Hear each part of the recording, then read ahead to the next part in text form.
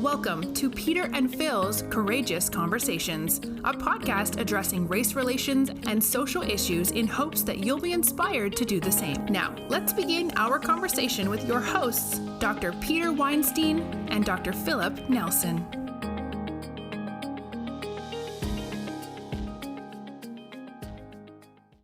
Welcome to Courageous Conversations, where we talk about anything without any preparation. I'm Dr. Peter Weinstein, and I am here with my partner, who is laughing too hard to even say his name. Hi, I'm Dr. Phil Nelson, and I resemble that last remark. It's not as if we don't prepare.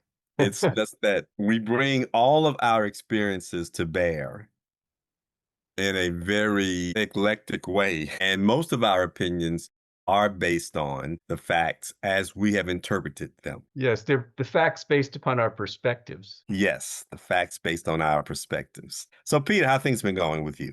Things are just crazy. They are super busy. The world and the veterinary world continue to spin. I'd like to say they're spinning faster, but that actually isn't true. They're just continuing to spin. And since I am so involved with so many different things, it just makes my head spin. So, and I'm sure that as we get deeper in today's conversation, my head's going to be spinning even more.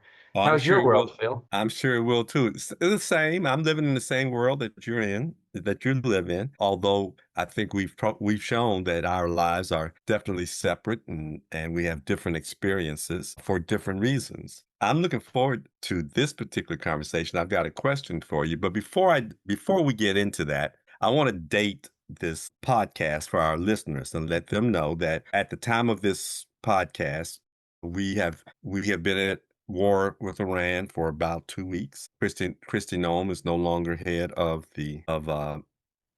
Homeland Security. Our Oklahoma representative has been named, but has not been even submitted for approval yet. And as far as the politics are concerned, this is where we stand right now in terms of the most urgent pressing issue for the press. We still have the Epstein files and we still have everything else going on. But we want to talk about some veterinary issues today. And we are actually going to try to have a lucid conversation about economics, veterinary economics. And when I say lucid, at least half of the conversation will be that way because we have the infamous Peter Weinstein on the screen and as part of his webcast. I will try to carry his water for him.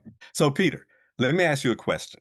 The veterinary profession is challenged with a number of issues that are somehow related to veterinary economics. And those issues always come up in every convention. Probably the biggest one is access to care, which is related to cost of veterinary services. I'm going to ask you a very general question that I know requires a complicated, twisted answer, but why does veterinary care cost so much? I remember there was a time when cost for veterinary services was stagnant for almost 2 decades between the 60s and then suddenly the dam burst. Now, a lot of people have a lot of one-liners as to why the dam burst. But I like to hear it from you because you analyze this all the time, and then you go out and tell people what you think. So it's time for you to tell them what you think. Well, Phil, I'm going to do everything I can to simplify it for you.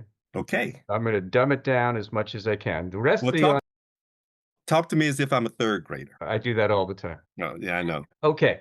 Cost of veterinary services. So in economics or basic accounting, we have income and we have expenses. And when you remove expenses from income, you get profit. And any business has the goal of making a profit. How much? That's up to the ultimate business owners. So on the income side of things, we make a large portion of our income from veterinary services, which include examinations and lab and imaging and anesthesia and surgery and dentistry. So we have income that comes in and that is reflected back to consumers as a cost of coming in. So the cost to come in times the number of people we see will give us revenue. On the expense side of things, we have 4 major buckets that take a lot of the expenses away. Number one expense would be the cost of our products or cost of goods. These are everything from cotton balls to injectables to anesthetics to surgery equipment. So it's the cost of goods. The second large bucket is the cost of people, which will split into two groups, the cost of staff and the cost of doctors. And then the fourth large bucket is overhead costs, which are really the rent or mortgage and the cost of the building that we're doing business in. So can we stop for a second? Absolutely. I find it interesting that you broke up labor costs between staff and doctors. We'll get back to that, but I just want to make that note. Okay. Well, I That appreciate that. okay, go ahead. Because we do need staff to do so. Well, I just see doctors as part of the staff or personnel, and I think that is part of the problem. That's a whole different issue. That's part of the HR problem we are having in our profession.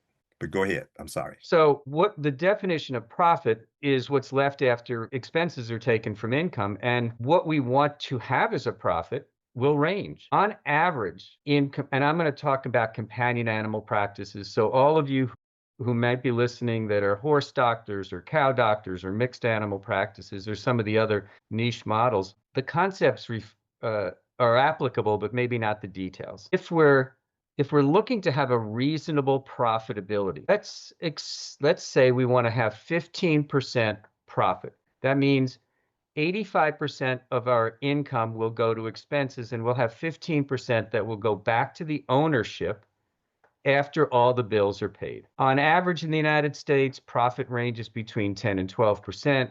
Some of the larger, more successful practices will push 25 to 30%, but profit is what we're ultimately shooting for. And so what has happened over time is veterinary practices became aware of profit and that we should be a for-profit business from that standpoint. Okay, I'm sorry. Are you saying that in the 60s and between the 60s and the 80s, veterinary practices were not aware of profit? We were aware of it, but we didn't talk about it. It was a secret. Then, towards the end of the 90s, there was much more information shared. And you may remember what came out in 1999, which was the so-called mega study that looked at the veterinary field and talked about the opportunities that were there from a profitability standpoint, from a human resource standpoint, et cetera. To me, that was the first real eye-opening report that came out that said, veterinary medicine is a business and we should be conducting it as such. You remember that? Yes, I remember that. I'm not so sure that I accept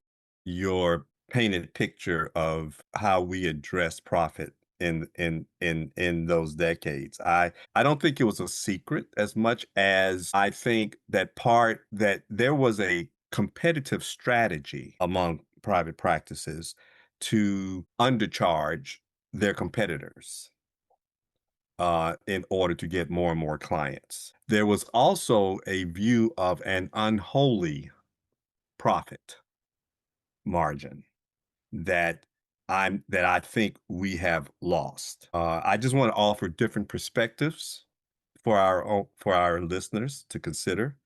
What you're commenting about is some of the changes that have occurred in all professions, because if you go back into the 70s and 80s, marketing was also considered to be unprofessional from that standpoint. And really, there was not a lot of promotion of the veterinary profession until 1994, when the super products started with the flea control products, and we converted into the utilization of oral and topical flea from the bombs and sprays and collars and dips that we were using. And in 1994, when program came out and we started to see television commercials driving people into practices, we started to see a greater monetization of the veterinary profession.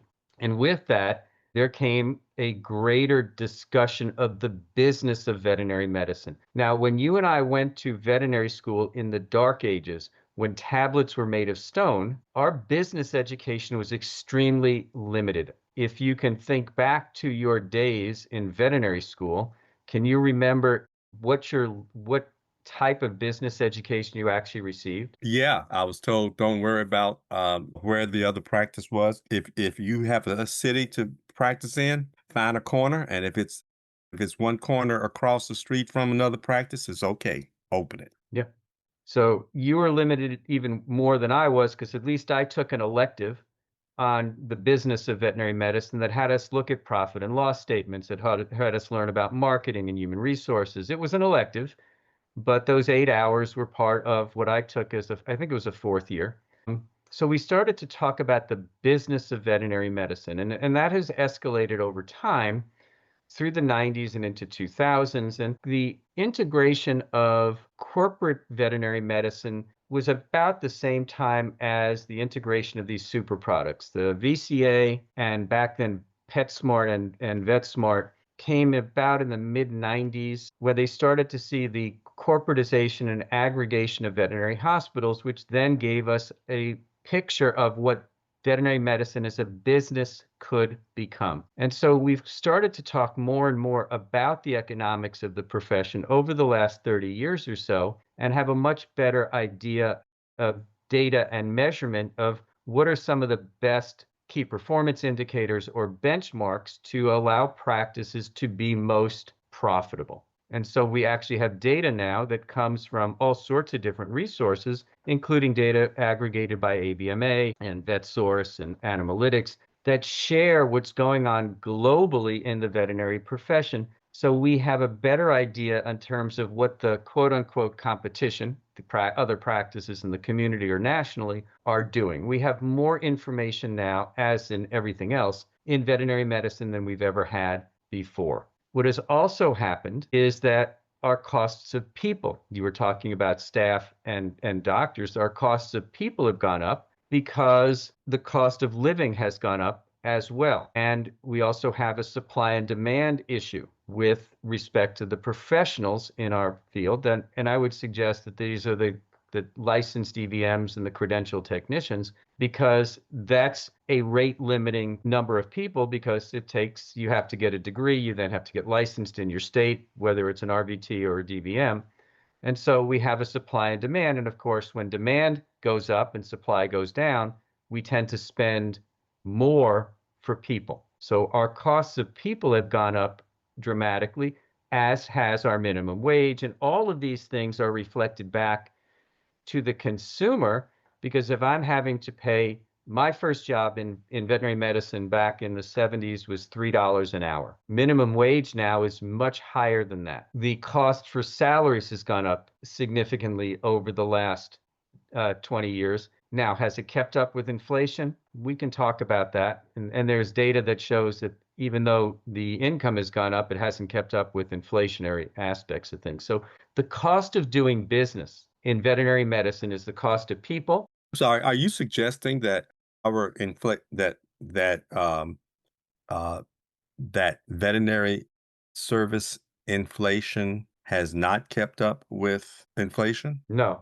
I'm suggesting that veterinary salaries did not keep up with inflation. I would And actually say that veterinary cost of business, cost to consumer, is twice the national CPI. So veterinary CPI is twice the national CPI, which is what I'm working my way to.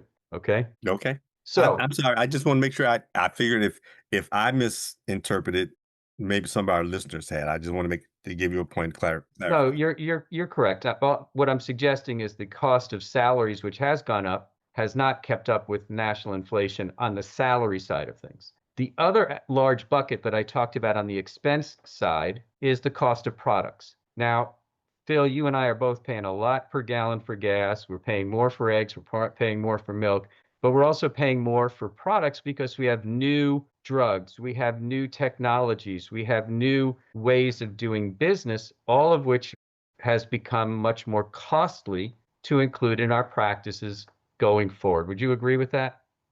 Hmm. All right. So At my peril, I will agree with that. thank you. So as the cost of the products that we have in our practice has gone up, which reflects a variety of different things, as the cost of our people has gone up, as the cost of rent, overhead, and or mortgage has gone up, to be able to maintain the same profit what would you have to do to maintain the same profit if your expenses are going up? I think that's a Doug question. Go ahead and answer it. Okay. You have to increase your revenue.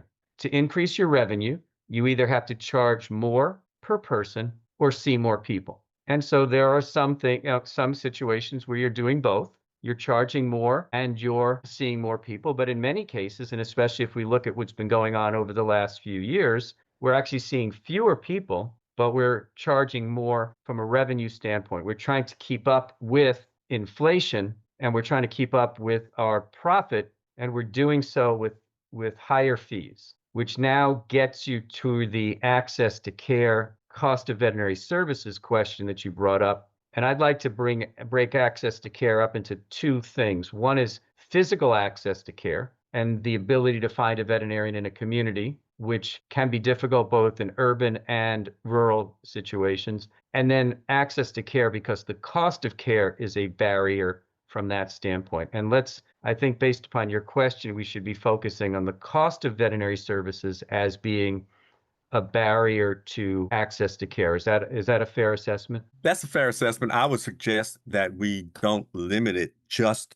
to economics, however, because I think part of our problem in trying to derive solutions to our problem is that we become too narrowly focused on one area versus the other and don't look at the impact it has on social structure or beliefs and guidelines. Again, I just remind us that, you know, I think we could have a whole hour to discuss how did we change from a stagnant base in service charges to what some might think of as a runaway train. At what point did our value system change? I don't necessarily accept that it was all because of ignorance or that we didn't, or it was secret. I think there was a value system that has slowly adapted to the squeeze that you are describing that is affecting all consumers. And so, but for the purpose of this discussion, we have to keep it rather narrow. So I do appreciate that. Go ahead. So I might suggest that capitalism and competition have had a huge impact on a lot of the veterinary profession, and that is both within the profession and pressures from outside of the profession.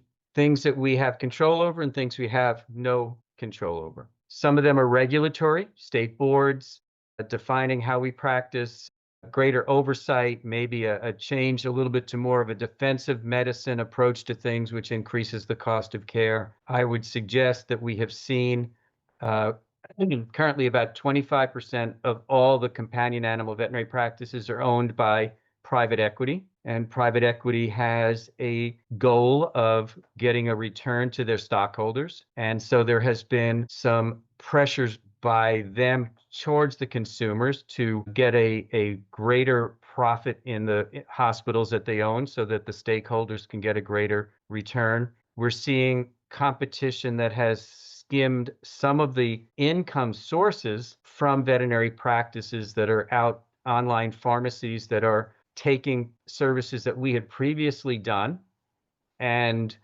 outsourcing them away from the veterinary hospital, which has impacted the revenue streams coming in to veterinary hospitals. We've seen different business models, some that are competing on volume, lower cost, higher volume versus those business models that are higher cost, lower volume.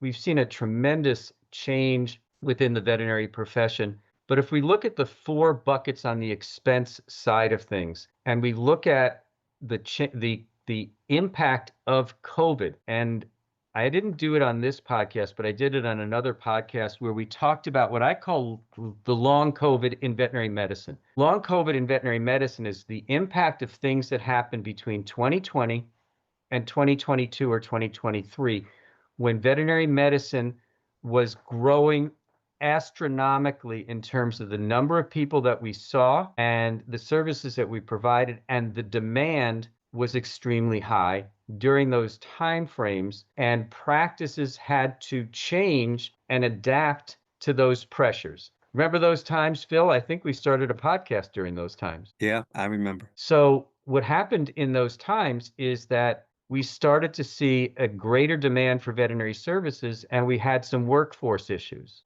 We had veterinarians leaving the profession. We had veterinarians leaving full-time jobs and doing relief. And we had a significant increase in salaries through signing bonuses, moving expenses, et cetera, because demand was up and supply of doctors was down. So during the era of 2020 to 2023, 24, and to a small degree, even 25, the salaries started to escalate dramatically. So let me stop you there. Okay. And I think you've given us a plenty to finish our podcast to talk about. Rather than allow you to continue to describe the layers of the onion, I would rather now let's dive a little deeper into the various layers. Okay. Pick a layer. So I found it interesting that you can readily talk about the four buckets of costs that drive the ultimate charges for veterinary services. And yet you seem to minimize the impact of the cost of diagnostic services or the cost of outsourcing that veterinary clinics have to do. And the cost of diagnostics, even in-house diagnostics, and the private equity impact on that is not on clinics, but on the diagnostic services that support our practice. I think that is a common omission among our economic gurus. So I tend to without trying to demonize any particular business at all, the cost of medical supplies, for instance, increases almost as fast as the cost of veterinary services. The cost of imaging equipment increases much faster than inflation and does not, in my head, necessarily reflect advances in technology. It is just, as a matter of fact, the more entrenched a particular technology becomes in a practice, the more likely it is going to increase in cost faster than inflation. And I liken it to when I was a kid and I wanted to buy the best speakers for my stereo system. And JBL at the time had the best speakers. You know, they would charge $200 to $300 for a pair of speakers when they only cost $20, $30, to put them together. But it was the reputation, it was the sound, it was everything else. And that's what I wanted. But I see a similar markup in profit margin since now that you have introduced this concept. I see similar markup from sterile saline to a PET scan. And all those things are available for us to use in serving the client. And when there's seemingly no control over that, I find it hard to understand why it isn't addressed as forcefully as the cost of labor, for instance. Well, it is. It actually is. It's just that it's all lumped together into one category. Yeah, well, I guess, yes, but then we talk about student debt as a separate codicil of that particular bucket. Let's talk. Let me address the cost of goods, and then we can talk on student debt. You're talking about laboratory costs and imaging costs. Those get lumped into that cost of goods services bucket. And yes, those have gone up astronomically as well. And again, there's competition in the marketplace between large reference labs, and it's up to the practice to do what they can to get the best price. Like if you're shopping for a car, you go to a number of dealerships or you buy from different type of car, whatever the case may be. But the cost of goods component has escalated as the cost of the running laboratory and as the type of technology in terms of new lab tests that are out there.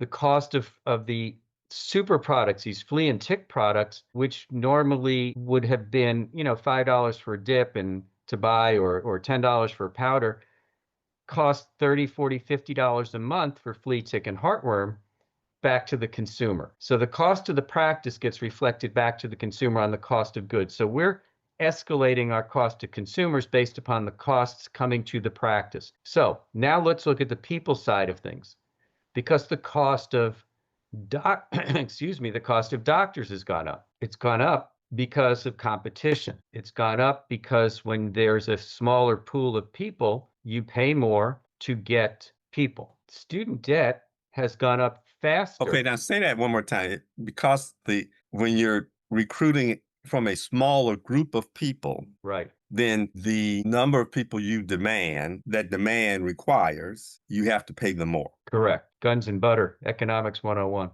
So does that mean we need more schools? Does it mean we need more schools? Well, the part of the discussion is, do we need more people? Do we need to be more efficient? Are we But you utilizing just our- said we have a smaller group of people. So it seems to me the answer is yes, we need more people. Well, the question that I have is, are we utilizing our people appropriately to get the most out of them? Yeah, but you're avoiding my question. If your answer is no, then tell me why your answer is no. Okay. Don't We tell don't me need more first. schools. Huh? Oh, we don't need more schools. Okay. We need to keep people in the profession and get them to work to a higher level of efficiency using the people around them. And you truly believe that by gaining efficiencies, you can lower the cost of healthcare, of veterinary healthcare. Oh, you didn't ask about the cost of Well, healthcare. no, that's how we started all this. Remember, you started by saying we had a smaller group of people to recruit from, and therefore we have to pay them more. Correct. But then you backed off and said, but we can meet the demand, and I'm paraphrasing. I Right. understand. So if I say it wrong, let me know. But we can meet that demand if we were just much more efficient in using the people that we hire. Well, you're suggesting that if salaries went down, No, didn't even try to suggest that. But go ahead. no, okay, well let's go back to the logic that we were going through. If we have the same number of people working more efficiently, the costs to the consumer will probably remain the same. They're not likely to go down because I'm going to make more profit with my people. So as the owner, why would I look to make it more affordable to the consumers? So we're doing all this again to support capitalism. That's where the conversation started, which is really profit Hmm. and capitalism and competition. So I go Now, back to we need to have a whole podcast on economic values. And absolutely. I was taught that you can shear a sheep 10 Hmm. times in its lifetime. You can only eat them once. Well, let's just say that there are some private equity that's doing a lot of eating. Yes. Okay. Now you have targeted a particular sector, but the entire profession is an inflation monster right now. Absolutely. And it's not Absolutely. just those in private equity that's doing it. I understand that we have to be even more concerned about economic values when all we're doing is responding to investor needs, but you just described the same approach across the board when you took advantage of savings and didn't pass it along to the consumer who's struggling. And by the way, it's not just the doctors. The rest of Oh, the team is also much more expensive. absolutely. And everybody wants a raise. Absolutely. And so it's not just vet schools who are costing too much. And yes, and so I'm from academia, and I'm not trying to defend it. I'm trying to say that this is a perennial panoramic issue when it comes to labor.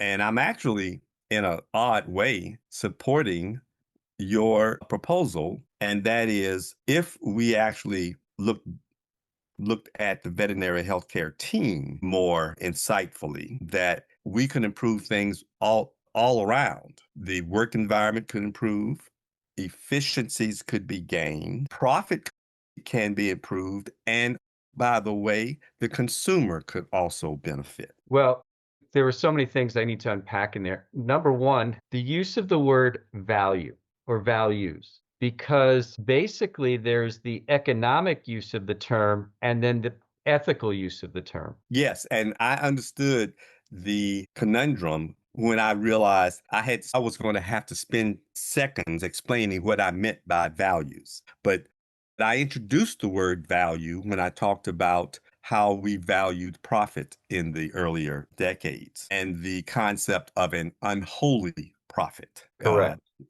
And so I was referring to ethical values or social values, not necessarily an arithmetic value. So in many ways, we have moved from one value system to another, haven't we? Are you mean in this conversation or as a society?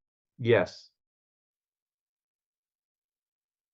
Both. I mean, Yes. yeah, we have. I Yes. mean, we've moved from an original discussion of healthcare as and veterinary specific healthcare as a value proposition, personal values. We delivered veterinary medicine because of the passion we had for the profession. We still have that passion, but a lot of our value system has moved to the economic values. And if we can merge the two, the principles and standards with the economics, and meet the needs of the consumer, if we can merge those two value systems, I think we make a lot of people much happier. But what you're also suggesting, and I would suggest this is something that needs to be thought through in the veterinary profession, is we need to look at different business models. Because the classic business model based upon profit on high cost, low volume, and a value proposition of time is much different than a low cost, high volume, and a value proposition of transaction.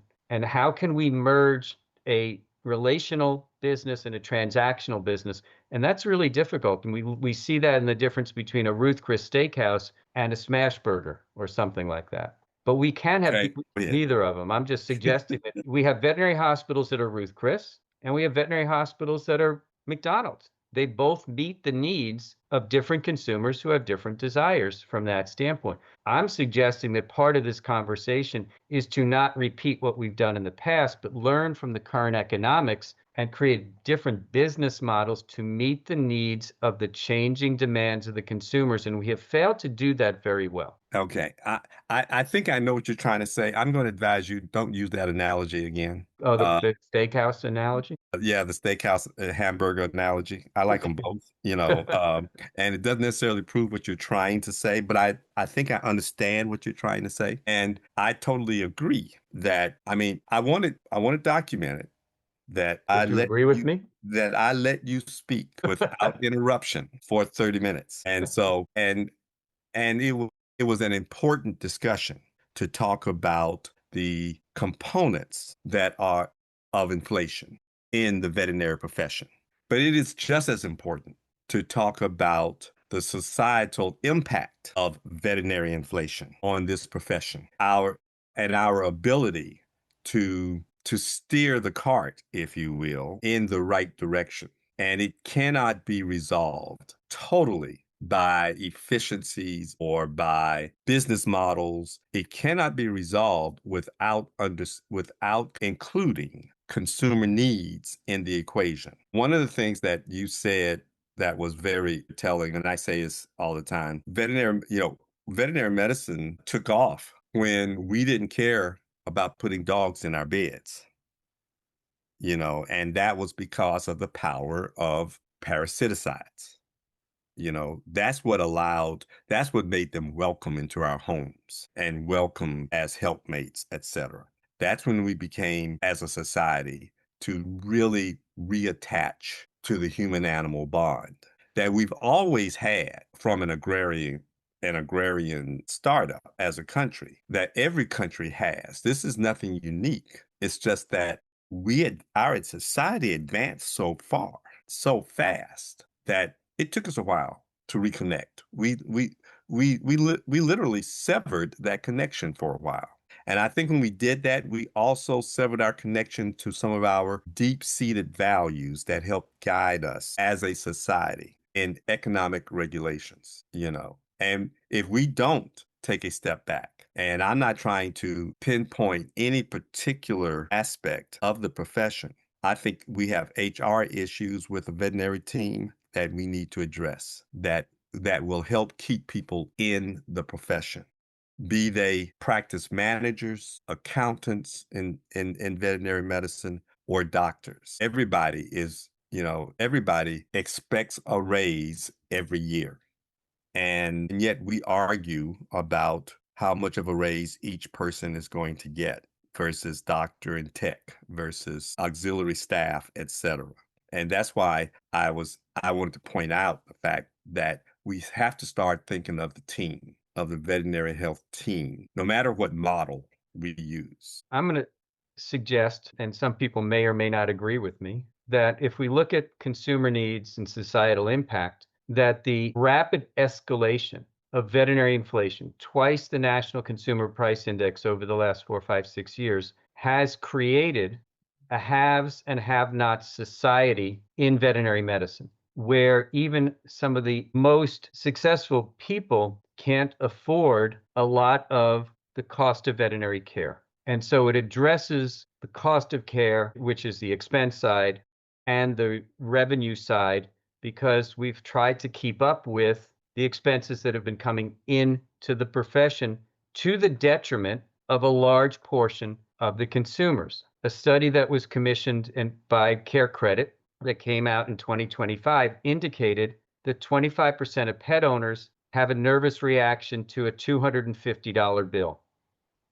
50% have a similar reaction to a $500 bill, which means fully 50% of our clients have a difficult time envisioning what the actual costs of care are. And we as a profession haven't been very transparent or communicated well about the cost of care, where it comes from, the differences between human health care and veterinary care. And it has left many consumers in the dust when it comes to their ability to access and afford care. This is a conversation that needs to continue, that can't stop, and we have to find ways as a profession and as all of the different silos in the profession come together and find a way to make access to veterinary care easier for those who might not be able to afford it. Because as you noted, Phil, the human-animal bond has brought pets from the outhouse to the bedroom. And for the last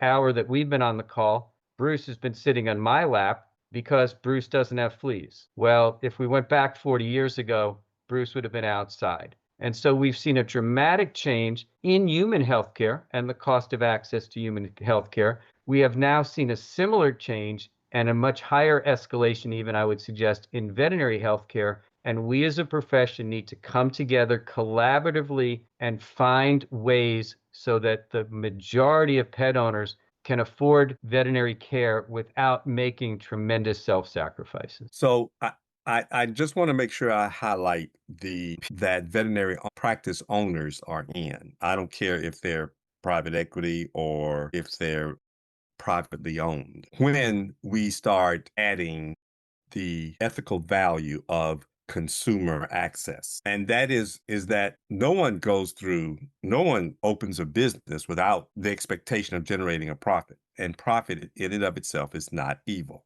We're not saying that. However, it is possible to not outsource.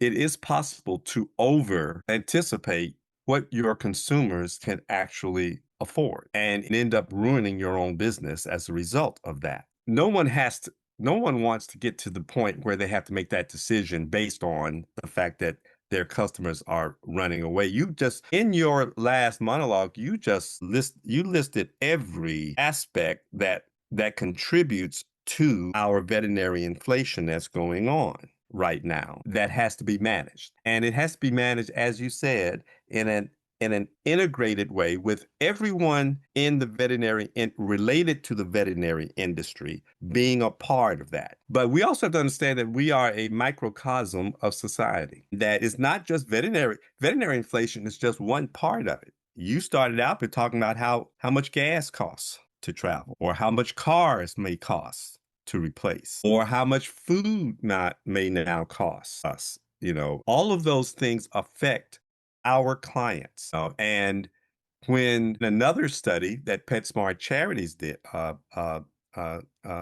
with Gallup, they indicated that the middle class is no longer as broad as we thought it was, and very few people are prepared for you mentioned a $200 bill, but very few people are prepared for a potential $2,000 bill during an emergency. And I recently talked to a fellow dean who had to take their dog into an emergency clinic and was given a $10,000 estimate. And the dean had to say, I can't do that. I mean, I just recently, as you also mentioned the difference between veterinary medicine and human medicine. And I recently went in for a PET scan because of a potential heart problem. And it turns out luckily, everything that they found was normal. But the last time I had a PET scan, I needed a radiograph. And they did a CT scan, I'm sorry, in order to determine whether I had a fracture or not. And I said, why didn't you just take a radiograph? And they said, we have to pay for this. We have the CT scan, we have to pay for it. So we have to use it. I don't want us to get into that barrel in veterinary medicine where I want all the access, but access, that was a brilliant division about that you made in terms of physical access and fiscal access. When I was at Mississippi State, Mississippi is made up of a lot of small towns, and the average consumer had to travel half an hour to 45 minutes to the nearest vet. Now, there was access to care problems even then, even though charging wasn't the problem. Services, they couldn't afford relatively then either, but they had to afford. But it was much easier to find a veterinarian in an urban area, and they were few compared to the population as well. Nobody was they had open dockets. You could walk in then, even in the capital of Mississippi, you could just walk in and be seen. What changed during COVID, however, was we weren't allowed to go anywhere, so we found out every bump Fido had, and we took it in to get checked because we needed something to distract us, and we reconnected again, as you said. But now we can't afford to just have that bump checked anymore. And at some point, we have to look at all of our costs, including the cost of producing more doctors, more techs, more accountants, whatever, the cost of education. And until we're willing to face the cost of education as a society and share that cost as a society, we're going to have a direct impact on pushing medical inflation even faster than any other inflation. That's my view. So we need a whole nother pod. First of all, I am so glad that the PET scan found that you have a heart because I had some concerns about that. But Only the discuss- around you. excuse me. Only around you. I think that the discussion we had today indicates that we have a multifactorial issue that is not going to be solved by any one organization, any one group, or any one person. This is really one of these times when we have to bring all of the stakeholders to the table and see how we can address the issues which have to do with the human animal bond, which have to do with cost of care, which have to do with cost of salaries, that have to do with cost of goods, and all of the different variables that are out there. It is not a simple 45-minute podcast that's going to solve these problems. But what I do want to suggest is that everybody who listens to this, any of the 38 listeners that we have, has solutions. The solutions are grassroots solutions. They're ways of looking at things differently within your practice and having an influence on others that are around you. There is not one cause of the economic challenges that we have, and there is not one solution.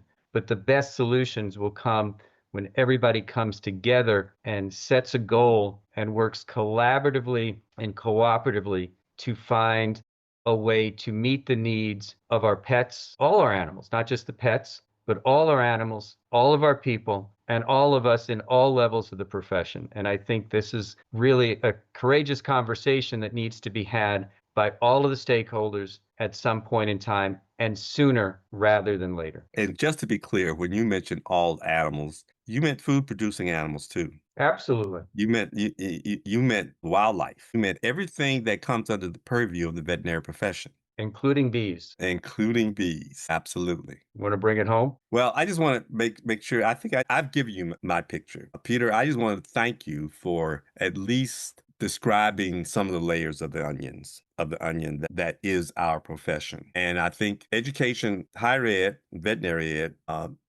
rightfully took criticism for working in silos within its own institution. I think we had over the 40 years that I've been involved in veterinary medicine, I have seen a drastic change in that. a greater integration in delivering a curriculum, etc. It is still not where I would like it to be, but it is definitely not where it used to be. I think we need to seek that same type of integration between veterinary related industry and veterinary service providers and labor and educational institutions. We all need to be involved in solving this problem, in addressing this issue. And we all need to understand that we can't roll back. All we can do is slow down the growth to make the growth reasonable. Peter made the comment earlier that veterinary salaries haven't kept up with inflation. Very few salaries have kept up with inflation. That's why the middle class has been squeezed. That's why it has retracted in size, because we've lost people who have not kept up with inflation. This is a perennial problem. This is a systemic issue, not just one for veterinary medicine. Thank you, Phil. Thank you, Peter. Thank you, Nicole. And thank you to all of our listeners. And I think we're going to probably have to do Economics 201 if that was Economics 101 about cost of education and other things at some point down the road and student debt. But this was a good foundation to maybe get people thinking. By the way, this is just an introduction. We're definitely going to address the cost of education. Until next time.